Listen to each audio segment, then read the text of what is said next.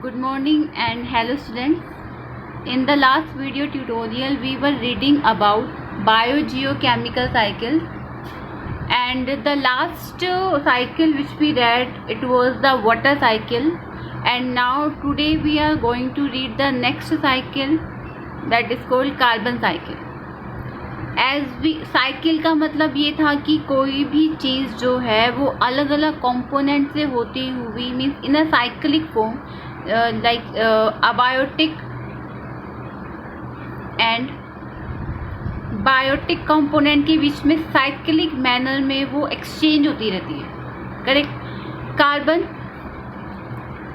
Is an element and इसका symbol है C and atomic number is 6. अब हमें इसकी साइकिल की बात करनी है, that how it is transported between the biotic and abiotic component.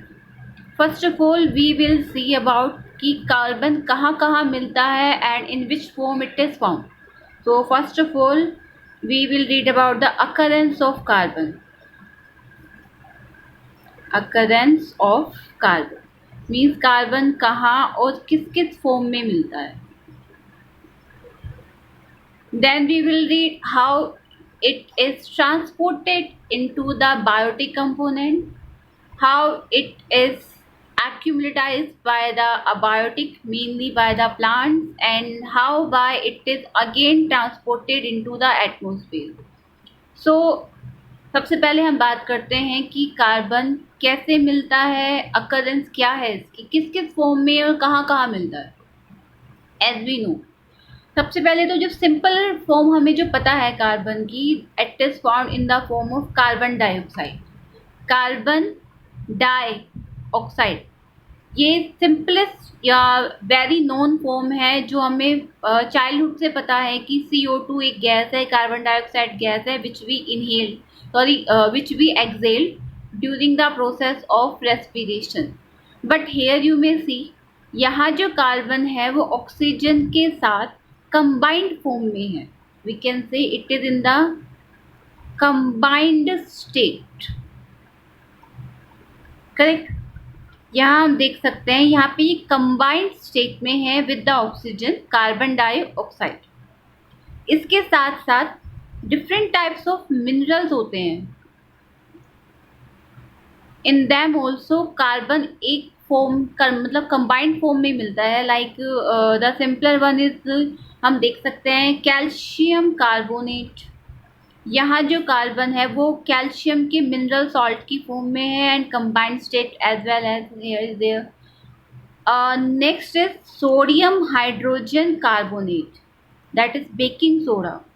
ये भी एक मिनरल सॉल्ट की फॉर्म में है. सो overall we can say these are some example in which carbon is found in the combined state with different types of elements. Like here it is combining with oxygen, here with oxygen as well as with calcium, here with sodium, hydrogen and oxygen के साथ combined state में मिल रहा है. Clear? So these are some examples in which carbon is found in the combined state. Now elemental form में कहाँ कहाँ मिलता है और कैसे मिलता है. एलिमेंटल फॉर्म के 2 एग्जांपल्स हैं. One is diamond and second is graphite. ये एलिमेंटल फॉर्म मीन्स इसमें ओनली कार्बन है. These diamond, this you will read in 10th class. एक चैप्टर आएगा carbon and its compound. So carbon के जो 3 forms हैं, diamond, graphite and one more is there fullerene.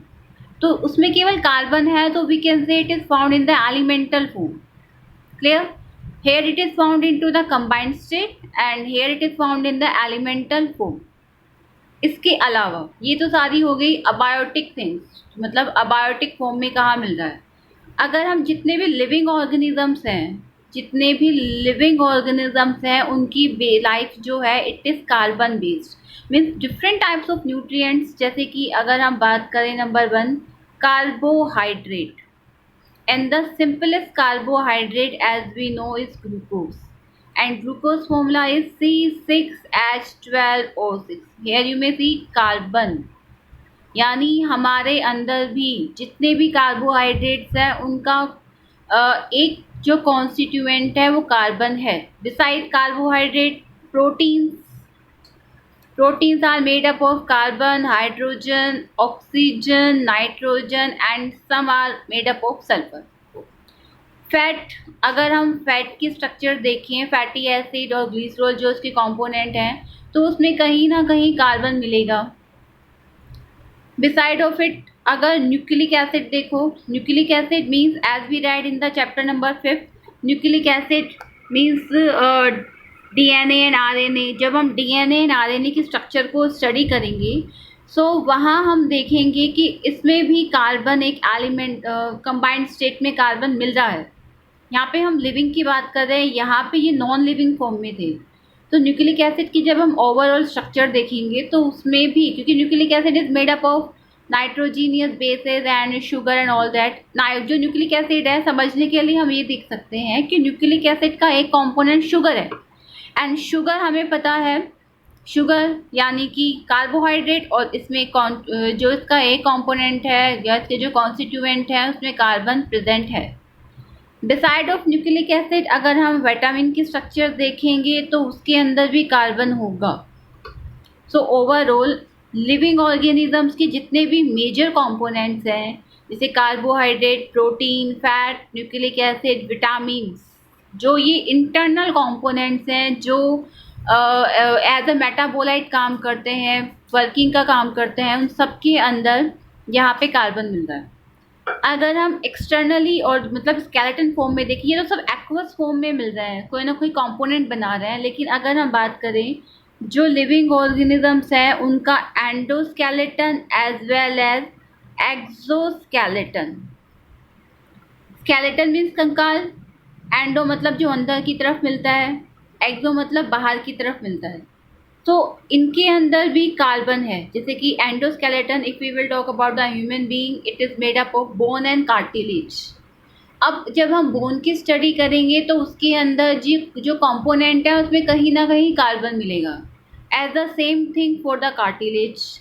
Exoskeleton like chitin, जो lower organisms है उनका exoskeleton chitin का बना हुआ है, उसके अंदर भी हमें कार्बन मिलेगा। तो हेयर यू में सी कितनी अलग अलग फॉर्म्स हैं जहाँ पे कार्बन अवेलेबल है। बिसाइड ऑफ इट जो ह्यूमंस हैं इनके अंदर कार्बोनेट के salt, as I told you, calcium carbonate, यहाँ पे भी कार्बन मिल रहा है। ठीक है, तो बात आ गई ये कार्बन की फॉर्म्स की। अब second thing is that how this carbon is introduce inside the living यानी इनसाइड द एनिमल्स में ये आया कैसे, प्लांट्स में ये कैसे आया, तो उसकी बात करते हैं। सो फर्स्ट ऑफ ऑल जो कार्बन इनकॉर्पोरेट हुआ है लिविंग ऑर्गेनिज्म में, it is by a procedure that is called photosynthesis. Photo means sunlight, synthesis means formation या बनाना, यानी सनलाइट की प्रेजेंस में बनाना।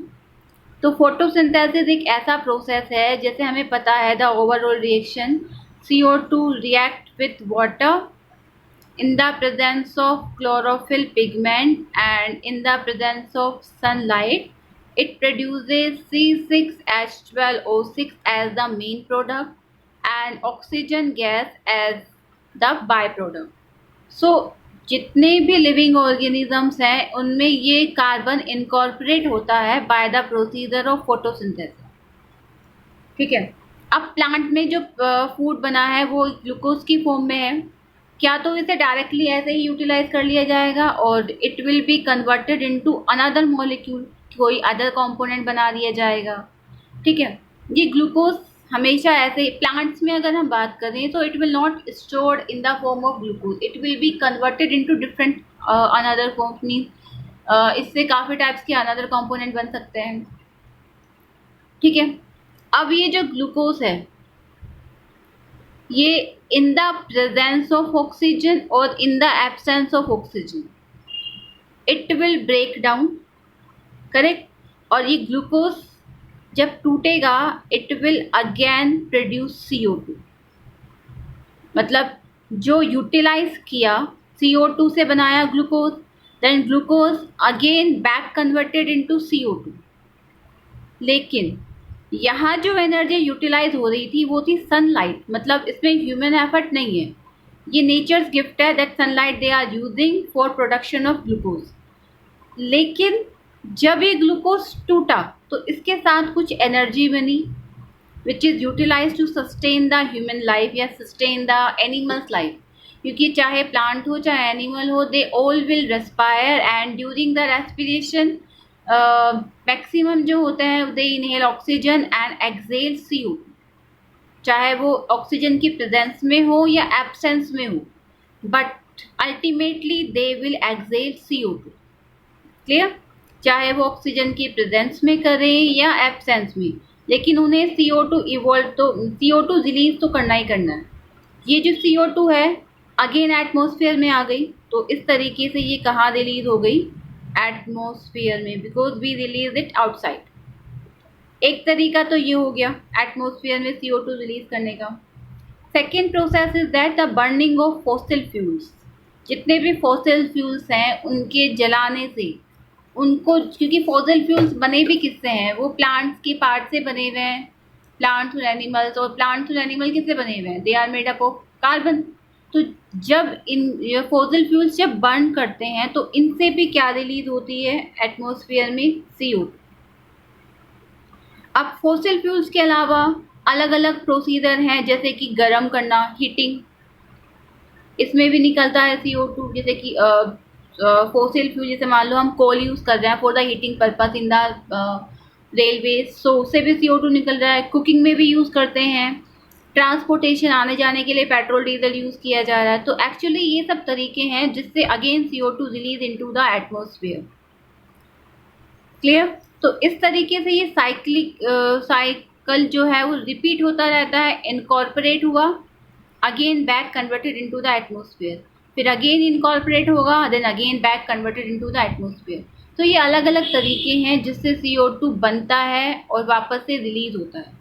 So here the cycle is completed, that is the CO2 cycle, and means today we have discussed only about the CO2 cycle. Thank you.